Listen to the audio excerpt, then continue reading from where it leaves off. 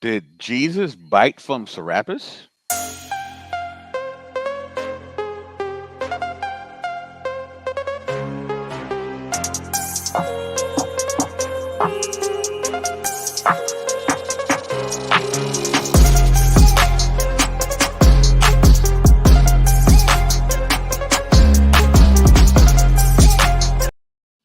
Yeah, what's going on, party people in the place to be? I go by the name of the BK Apologist, transmitting all the way live. New York is the city, Brooklyn is the borough. What's good? What's popping? It is Wednesday, Hump Day. Hope everybody's doing well. Hope everybody's safe and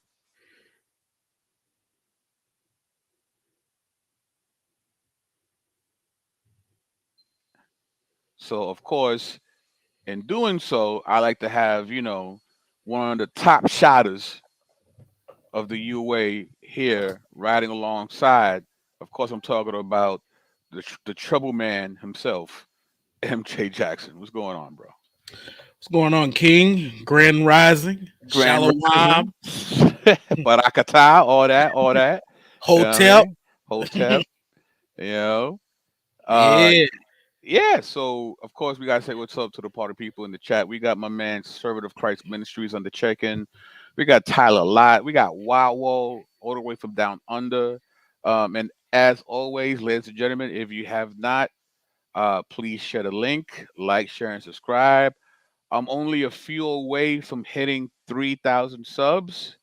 So please, just tell a friend to tell a friend to tell a friend to tell five more friends. That's him again. And also, if you'd like to support what's going down in this particular platform, you can hit me on PayPal, or which, of course, you can find the link pinned on the top of the chat. And if you'd like to be a monthly supporter of BK Apologists, you can come and become a Patreon, where you get an assortment of goodies to aid your personal Bible study. there you go.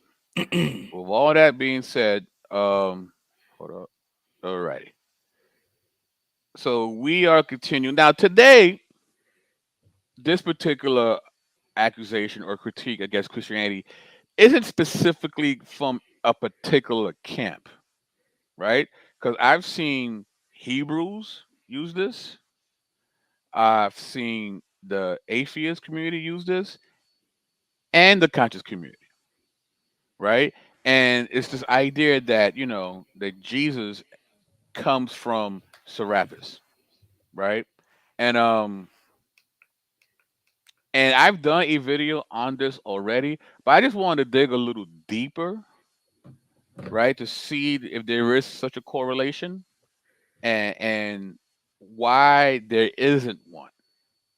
Okay, so now MJ, I'm sure you've seen 1,001 memes about Mm. this alleged correlation. So what are your preliminary thoughts about the accusation that Jesus is a copy of Serapis? Oh, and by the way, when I say biting, that's an old school hip hop term, means to copy, right? To bite someone's style is to take someone's style. So that's what they're saying about Serapis and Jesus. But MJ, go ahead. In my opinion, uh, we've all pretty much seen um, Pork Chop Ray Hagen's, uh, give his spiel. This is your circle. I'm getting ready to introduce you to some information outside your circle. And then he'll proceed in his very Baptist voice Yep. to talk about Serapis and Hadrian and all that good stuff. So, in my opinion, this is just like throwing anything on the wall and hoping that it stick. Right. And this is in my opinion, this argument or assertion is the better word, is it's when they get desperate. I mean, we saw this in the in the debate with vocab. Serapis. Right. Wow. Like, all right. So I mean, this is a desperation attack. And as we'll see as we continue, it has absolutely no warrant or justification. Pretty much. Yeah, I have to agree. This is probably one of the weaker critiques or accusations or assertions that they make. Like this, I mean, none of them hold water, but this doesn't even have a bucket. You know what I mean? It's like there's no way it could hold any water. But with that being said, let's get into it. So, here's some of the memes, right? The correspondence of Roman Emperor Hadrian, right? That Christians and bishops of Christ, right? That there's the quote here: I have found to be wholly fickle and inconsistent and continually wafted out by every breath of fame. The worshippers of Serapis here are called Christians, and those who are devoted to the god Serapis, I find, call themselves bishops of Christ, right? And they put these two photos together, right? It's another one here, right? Saprius Christus. It's time to wake up. And again, they quote the Hadrian quotation here, and this is from Yehukanan, right? Here's another one here. Uh, Serapis and how Jesus Christ was created, right? So Jesus was created from Serapis, according to this meme. And of course, we have this one, right? We got Serapis became the face of this Jesus, and Council Nicaea because of this. Don't believe us. Look it up yourself. Which is funny because if you look it up, you will clearly see that none of this occurred during the Council of Nicaea, right? And here's one: there has never been a man that ever walked the earth in human form of any race, creed, or color by the name of Jesus Christ, aka Serapis, right? Serapis. Serapis. So let's get into this. This is from the guy Serapis, his cult, and the beginnings of the ruler cult in Ptolemaic Egypt by Stefan Pfeiffer. Says here, when Egypt became the kingdom of the Ptolemies, they found 1,000-year-old culture and a flourishing religiosity focused on the pharaoh. In order to establish a stable power base in the country, the foreign rulers had to respond to the needs of their Egyptian subjects, who made up most of the population of their kingdom. For their official public image, the Ptolemies therefore assumed not only the Hellenistic portrayal of a basileus, but they also became Egyptian pharaohs. On the bas reliefs in Egyptian temples, the Ptolemaic kings are depicted during sacrifices to the Egyptian gods as native pharaohs. Right? So you know how they say, "While in Rome, be as Rome." Well, while in Kemet, right? We're gonna play up the the atmosphere and the religiosity, and we're gonna play the part of Pharaoh, since this is what people in this land were accustomed to. From time immemorial in Memphis, the old capital of the Pharaonic kingdom, the living Apis bull, along with Ptah, was accorded special veneration. Since the period of the Old Kingdom, the cult of the bull thrived in an extremely close religious relationship to the Egyptian pharaoh. According to Kessler, the Apis led, quote, to the merging of the king with the transregional king father god, created god Ptah. Right? So we're starting to see a combination of sorts occurring here in their theological framework. With the words of Hobel, we may state that the king, as bearer of the divine office, was theologically related to the Memphite Apis when it played a significant role during, quote, the royal calendar and coronation festivals, and as city god under king's standard, protected him at his enthronement. Thus, the Apis was a royal god to the fullest extent. So right now we're talking about the bull and how the bull plays a major part in basically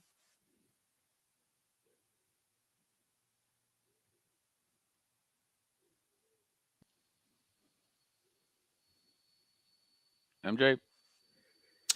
Oh wow. So we getting the chance to look in on a certain form of syncretism. Each city kind of had its own favorite gods, so to speak, and these gods were associated with the king. I don't have my book on me, um, but it talks about kingship and the gods. How in different cities like Memphis and other cities within Kemet, I mean, how the king would be associated with the gods. And I think this is important because Apis is a primary figure. And once again, we're already kind of seeing a formation of the combining of a couple of deities uh, to get one. And so I don't want to jump ahead because I know you got more to say on the Ptolemies Mm-hmm. since they're so important. But Mm-hmm. just remember this one thing: uh, we saw it with Hermes, thrice great, um, syncretism and Hellenization. If you don't get nothing else, remember that tonight. Cool, cool. So, all right, let's continue.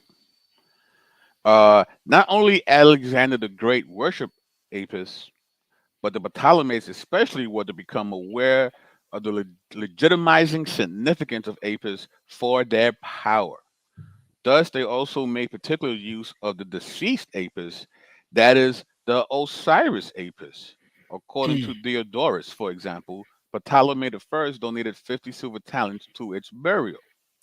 When it died, every Apis bull was transformed into the deity Osiris Apis. This deity had already been worshipped under the name Osiris by the Greeks living in Memphis. The so-called, how you say this, Intellamophites of the pre-Hellenistic era, Ptolemy I and his advisory staff probably then subjected the Osiris Apis to a partial interpretato Graecia. The specifically Memphite deity, however, not given the name of any other known Greek deity, such as Zeus, but Osiris Apis received the name Serapis. So this is where we're getting Serapis from. It's a amalgamation of these two gods. It's the Apis bull and Osiris.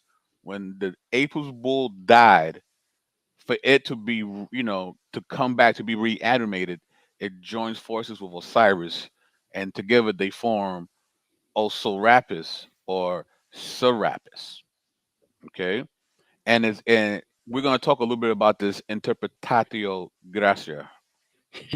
Interpretato gracia or gracia, or interpretation by means of Greek models, is a discourse used to interpret or attempt to understand the mythology and religion of other cultures.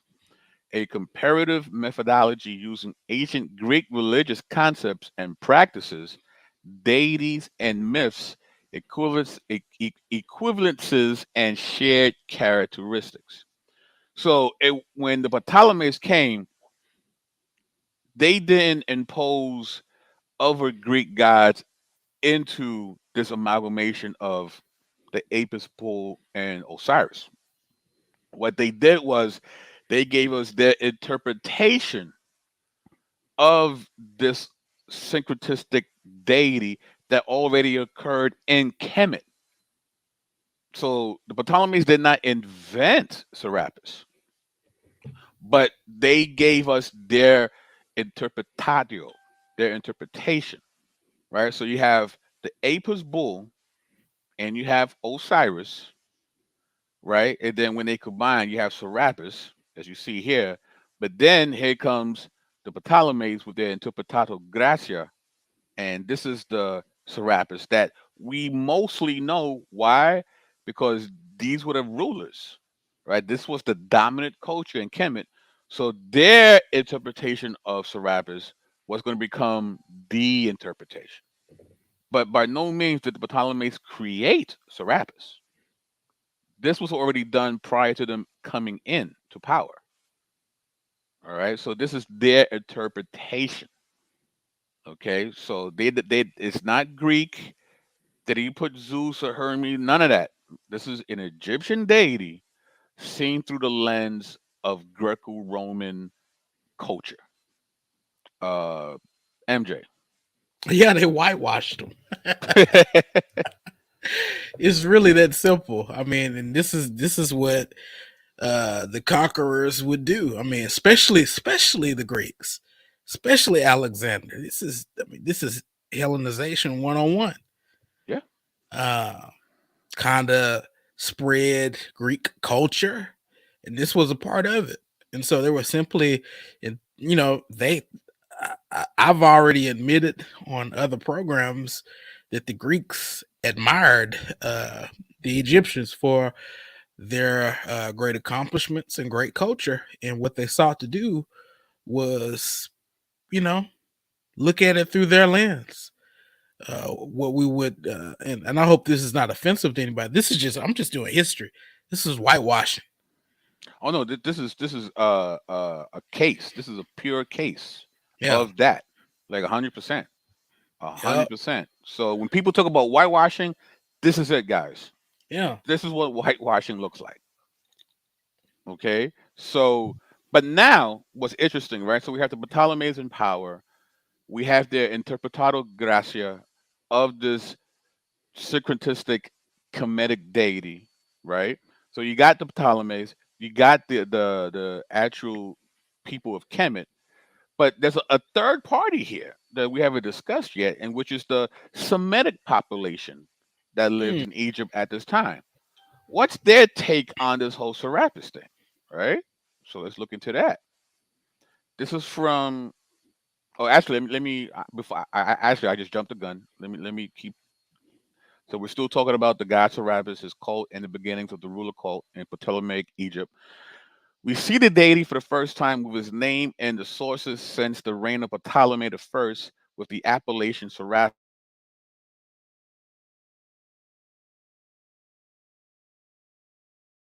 Phonetically still recognizable as an original Egyptian name for this deity. The new name Serapis were in all likelihood promoted by the rulers, for only in this way can they spread of the form Serapis and not in the form Rapis be explained throughout the Okamene. Despite the emphasis of the Apis aspect in the name, the Osiris element of the deity in public and private perception of the cult clearly played the leading role. For Egyptians, Serapis was often nothing other than a interpretato gracia of Osiris. Right? So even though there was a combination of these two deities, when they looked at Serapis, what they saw was Osiris.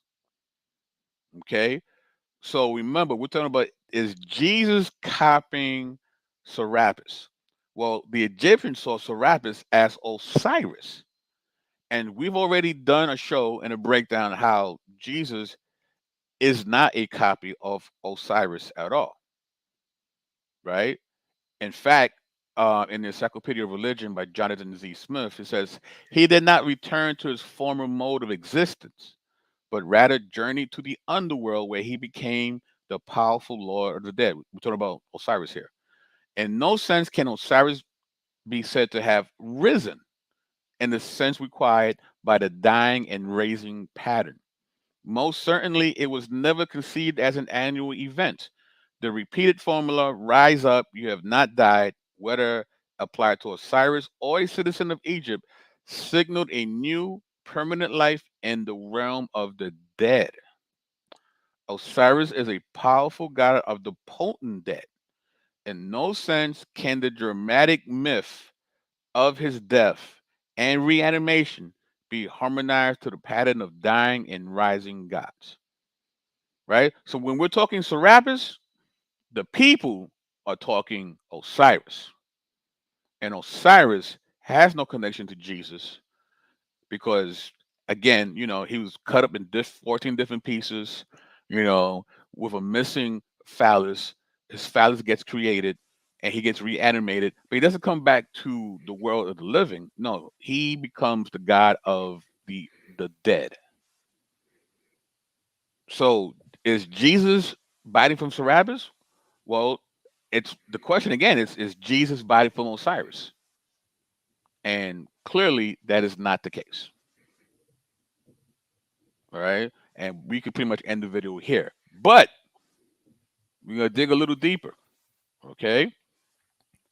Um, let me see here.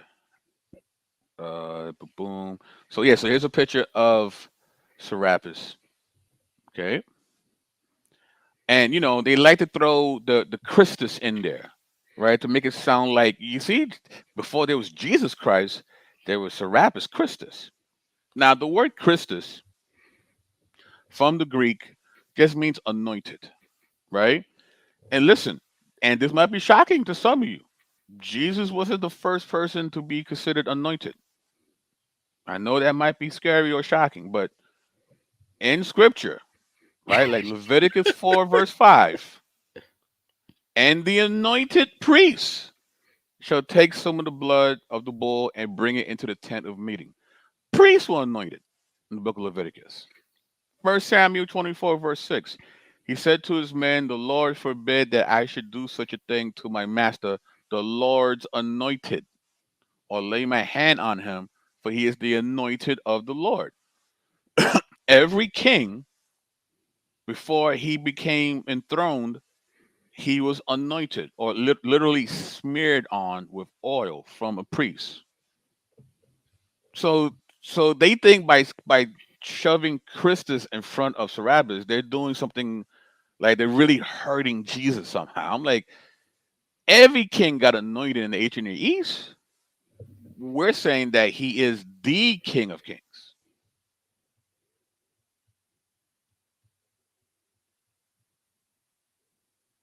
Falls on the, in their face. So, but now, like I was saying earlier, right? We saw the Ptolemies, we saw the Egyptians, but how did the Jews deal with all this stuff? This Hellenization. Well, in this article, the status of the Jews in Ptolemaic and Roman Egypt, new light from the papyri by Angelo Sergei. This is from Jewish Social Studies, Volume 6, November 4th, pages 375 to 400. Mm. Under the Ptolemies, the military colonists of Egypt were usually considered to be nominally Greeks, although in point of fact, they belonged to a wide variety of ethnic groups. The Jews possessed, in addition to their own distinctive communal organization, but the religious basis upon which it rested prevented any real assimilation or cultural syncretism with their non Jewish neighbors. Contrary to general belief, even in the metropolitan city of Alexandria, the Hellenization of the Jews was but skin deep, little more than a veneer, and to all intents and purposes, they remained a people apart. So they never dabbled with Serapis, right? There was no syncretism with Yahweh and the Apis bull and Osiris. Like they wasn't having that at all. Later, during the second century BCE, the law of Egypt came to be determined upon a purely territorial basis. The distance between Hellenes and Egyptians, and consequently between Jews and Egyptians, tended in this way to decrease. Nevertheless, despite this growing equalization of civic status, the Jews retained their identity. Very few of them apostatized to become Greek. They did not engage in the Greeks' culture or the imputato Gracia. They did not get down with interpreting things from their lens, though they were the dominant culture. So there was no cross pollination of Judaism, Greco Roman, and Kemet. Like they were not trying to hear that. If you ever read about the Maccabean revolt, you know how to get down. You know what I mean? So it's like you could conquer them. Don't put no pork in the altar because it's going to be a wrap for you. Like don't do that, right? So and I'm just showing you, like there is no Semitic syncretism with these Kemetic slash Greco-Roman situations. It just wasn't at the time. All right. Augustus permitted the appointment of successors to the end that all men under Roman sway might continue to observe their own customs and not be obliged to transgress their traditional precepts of their native faiths. And whereas in the time of Gaius the Alexandrians behaved infamously against the local Jews, and that some and that same Gaius, in his insensate frenzy, reduced the Jewish nation to a state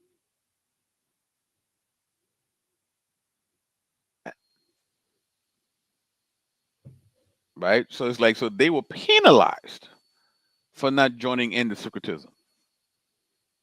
They did not get involved with Serapis whatsoever.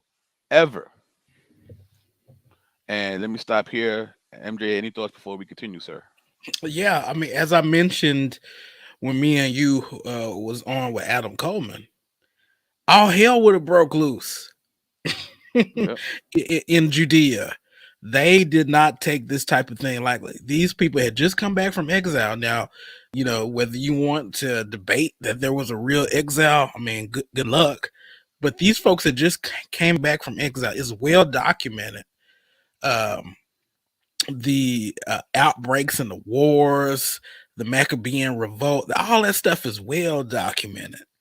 And then you got to do more than just assert that, okay, well, the Christians copied such and such.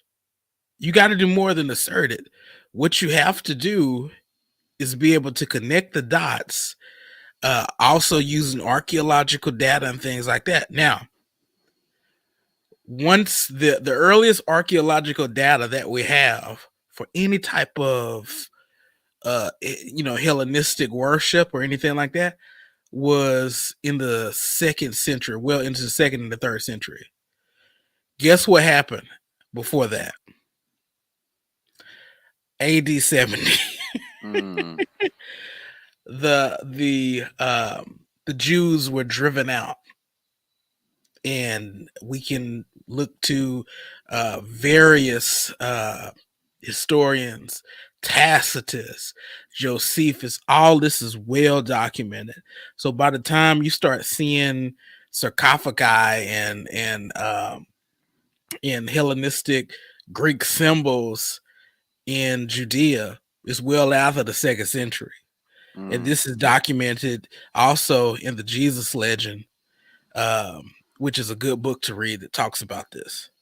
mm. Cool, cool. Very good, very good. All right. So we see how Serapis was a creation of Kemetic people, not Greco Roman, but their interpretation of their deity became the dominant interpretation. And we see that the Jewish community had nothing to do with Serapis. There was no syncretism between Yahweh and Serapis. All right. But now we're going to look at something that I think is very interesting. This is an article called "Was the Devotion of Septimius Servius to Serapis the Cause of the Persecution of 202 and 3?" This is from J.G. Davis, The Journal of Theological Studies, New Series, Volume 5, Number 1. It can scarcely be coincidence that in the 10th year of Severus' reign, when his acceptance of the attributes of Serapis was made public by the new style of portraits, persecution of the church began with particular intensity in Egypt, the center of the Serapis cult, and in North Africa, where the cult was widespread and where, in the phrase of the historical Augusta, Severus himself was worshipped as a god.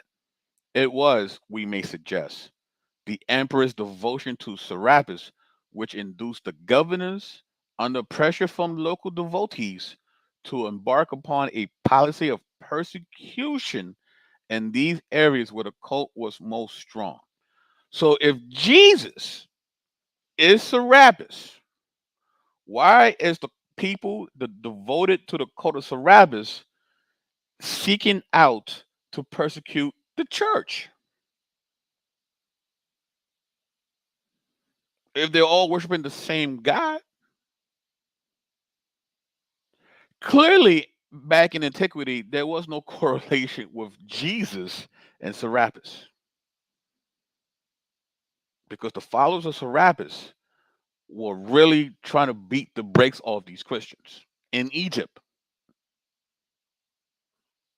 So, right? So, now, actually, I'm gonna stop there. MJ. Yeah, Christianity was spreading, and we know what a lot of these other religions started doing. They couldn't compete, so they started persecuting the Christians. I'm not sure. I don't have it on the top of my head, but I think it was Constantine who wrote in the law that the persecution of the Christians was to stop. I think. Don't quote me. I got to double check it. But I mean, Christians were being persecuted. They were being called atheists, and the reason they were being called atheists because they didn't worship idols and things like that. Their God was unseen. You know what I'm saying? They didn't have idol worship and things like that, or the temple prostitution, all this type of stuff. So Christianity was spreading these other. I mean, we can see in the evolution of these other religions how they were trying to adopt certain Christian practices like communion, Mm-hmm. the communal meal, Mm-hmm. gathering on Sundays, baptism, and things like that. You know, Dr. Ronald Nash documents all this in the Gospel and the Greeks as well. So that's also a good book for you guys to check out. Um, but yeah, I mean, we would, this is not surprising. And once again, this fits in within other parts of history. And so we just gotta, it's easy to try to catch a Christian off guard, right? And let me just say this. Um, I'm one of those people that think that a person is justified in believing that Christianity is true based off on the witness of the Holy Spirit. That's how we know Christianity is true. So you don't need propositional argumentation to justify your belief. Your belief that Christianity is true and turned into knowledge is justified based on your experience. Now, the folks who bring up these type of arguments are simply trying to introduce you to something that you might not know. And a lot of people don't know this. But that just because you don't know it don't mean that it's true. And that's what we're showing tonight. Yes, sir. So again, right? Just to recap, we see that Serapis is the syncretism, the syncretized form of the dead Apis bull and Osiris.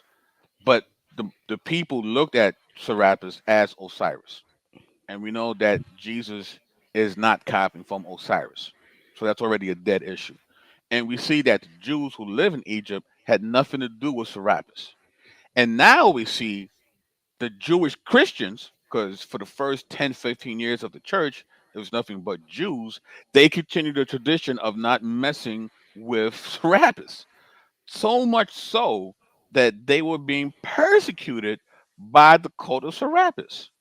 So this idea of Jesus coming from Serapis makes no sense if the church is being persecuted by members of the cult of Serapis. But they bring up something here, right? It's in the phrase of the Historica Augusta. What is that? And I've done this before, but just to quickly show you, right? This is where this quote comes from, right? The worshippers of Serapis are called Christians, and those who are devoted to the god Serapis call themselves bishops of Christ. You see this quote plastered in all these memes that we showed at the beginning of the video, the show, right? But it comes from this book, the Historica Augusta. Why is that a big deal? Well, it turns out to be a sign of great dishonesty. A closer analysis of the documents themselves proves that the majority of them cannot be authentic. It's talking about the book where this quote comes from. It may be disputed whether the majority of the documents have been forged, but the authors of the Historical Augusta are by their sources, but forged they are.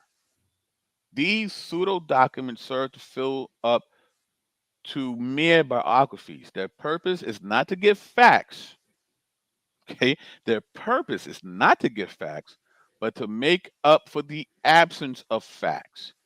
The Scriptores Historia Augusta have no great taste for honest research. Thus, the historical Augustus stands convicted of an extensive use of forged documents. This is from An Unsolved Problem of Historical Forgery, the Scriptura Historia Augusta by Arnaldo Mammagalino, from the Journal of Warburg and Cotton Institute, Volume 7, number 1, number half, I guess, pages 22 to 46. This book that they gleaned this quote from, that they put in all these memes, comes from a forged document.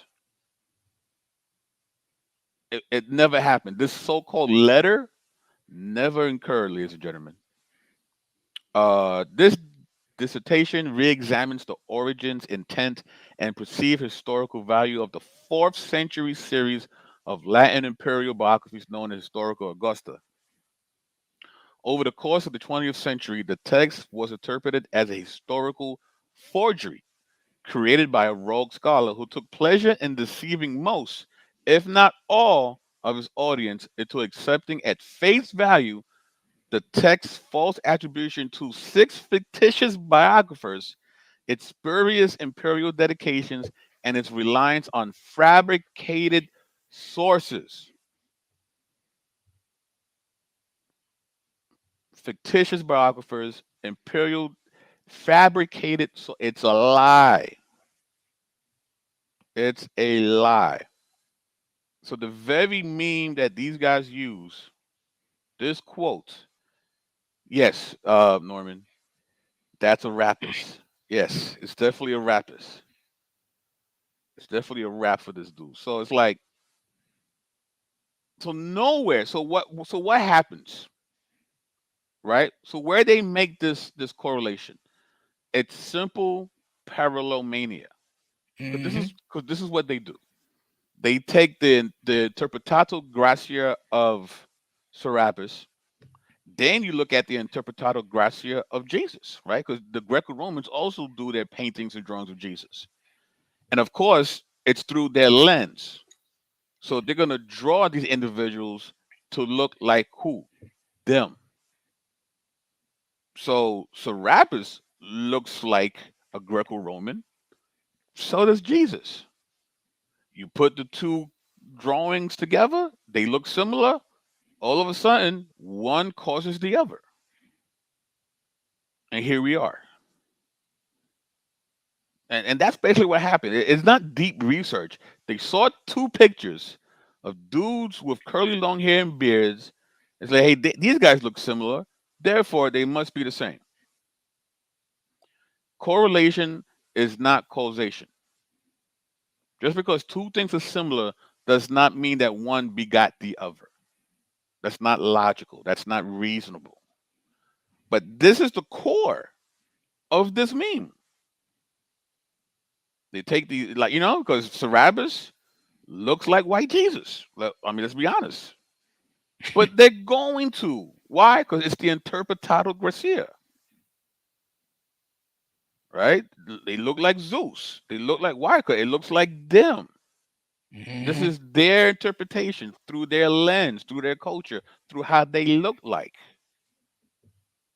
Because if you saw the other picture, Serapis didn't look like that before, but they made their version of it. Jesus isn't white, nor is he sub-Saharan African either, but they made him to look like them.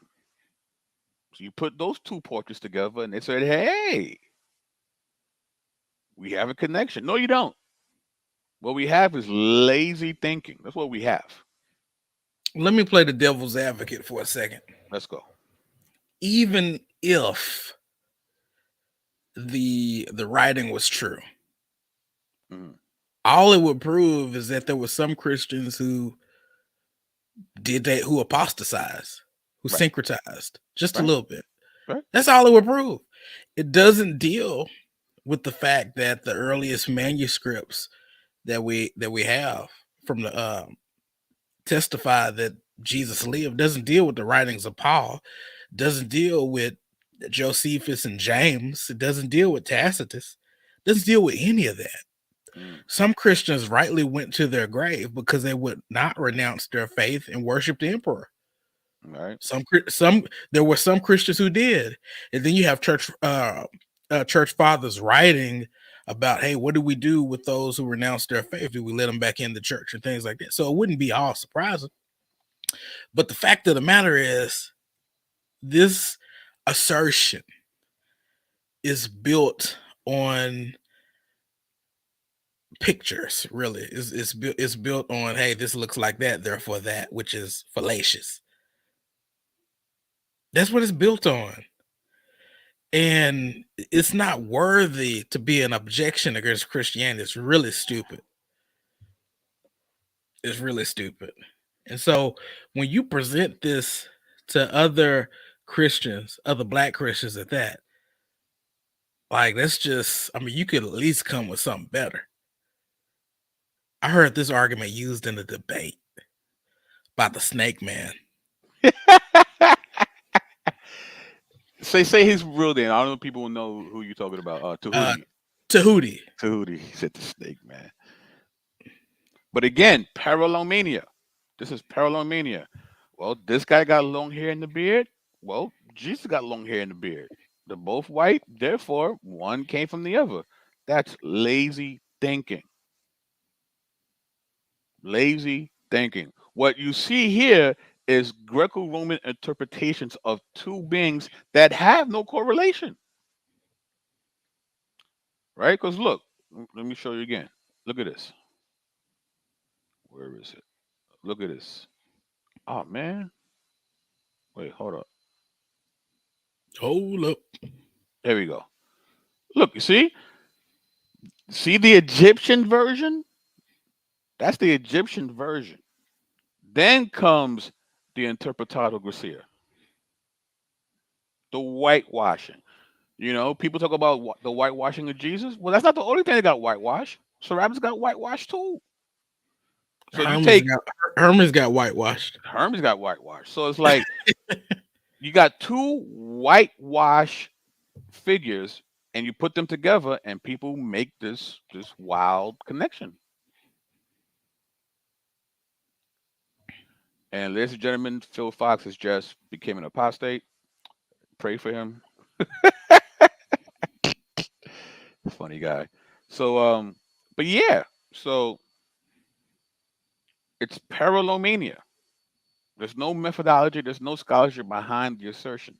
It's just, hey, these two pictures look alike, therefore they must be related. Wow. Really? Really? That's what it boils down to, guys. So, but yeah, we just, again, and I say this with a lot of these videos, none of this is so that you will find the gospel and take a knee and pledge allegiance to Christ. That's not what this does. What this does, though, is it takes this assertion against taking the knee for Christ.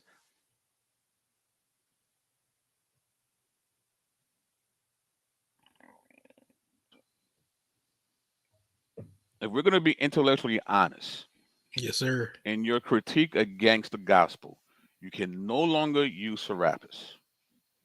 That's what we're saying here. Because if you do, you're going to look crazy out here. So, Mr. Jackson. Mr. Jackson is my dad, but I'm MJ. No, I'm just kidding. I mean, come on now. Reading is fundamental, as they say. And, some people, like I said, some people are not familiar with this, but at least our detractors can do a little bit better. I mean, than the Zeitgeist and Serapis. It's time to put those foolish arguments away. It's really time to put those away. It's bad argumentation. It's bad. It's bad and it's lazy. It's very lazy. Taking two pictures together and say, ta-da, is not scholarship, ladies and gentlemen. No. It's not. So with that being said, it's the word that Shaka said. Scholar S. Hey, stupid. Yeah, man. It's it's far from scholarship. Definitely, definitely. So now, MJ, outside of enacting violence with me, what can we be expecting from you in the Glad you near future? asked. Hmm.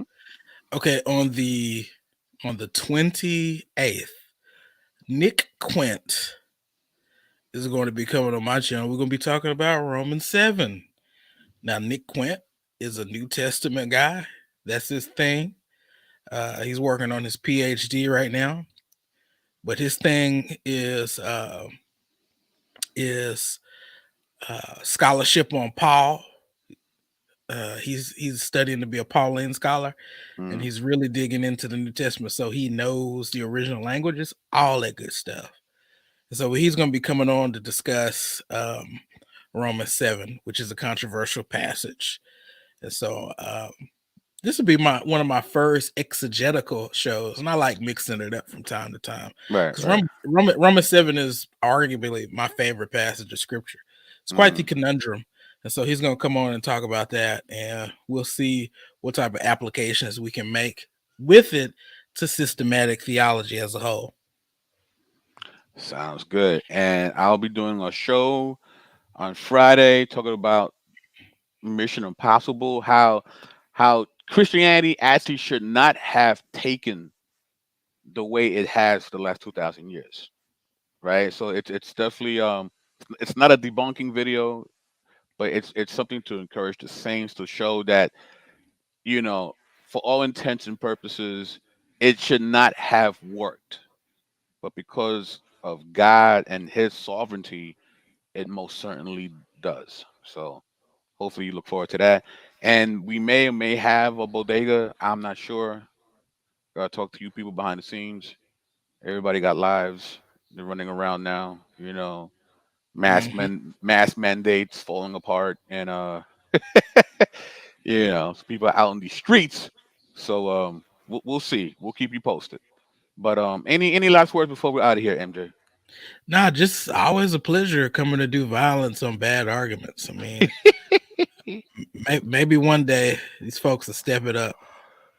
We shall see. Don't hold your breath though. They really like they like these memes, man. Zombie memes, as my man CMB Yeah. coined the phrase. They keep walking around people's timelines, man. They don't die. They Yep. don't I'm die. I'm about to have dinner and finish watching the Jesse Lee Peterson show. Oh Lord. What, the one with Shaka in it?